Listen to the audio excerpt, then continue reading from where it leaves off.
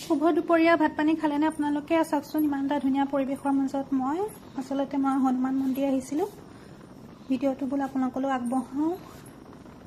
আজি যিহেতু মঙলবাৰ, বহুত দিন ধৰি অহাই হোৱা নাই। তাতে মই ব্ৰত ৰাখিছিলোঁ, কিন্তু মাজতে ৰাখি দিব লগা হ'ল গাটো বেয়া হোৱাৰ কাৰণে। বোলো সেইকাৰণে বন্তি এগছ দি থৈ আহোঁ, মনটো ভাল লাগক। এইকেইদিন মনটো বহুত বেছি বেয়া লাগি আছে, আৰু মনৰ দুখবোৰ প্ৰকাশ কৰিবলৈ ভগৱানৰ বাহিৰেতো আৰু আন কোনোৱেই নাই। কাৰণ মানুহক ক'লেতো মানুহে সুবিধা লয়, নহয় জানো?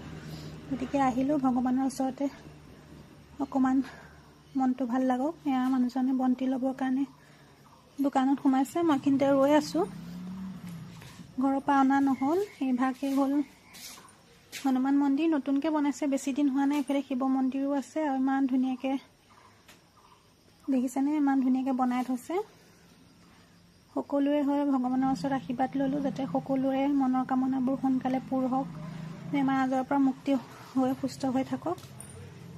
ফটো দুখনমানো আপোনালোকলৈ আগবঢ়ালোঁ। Bye bye.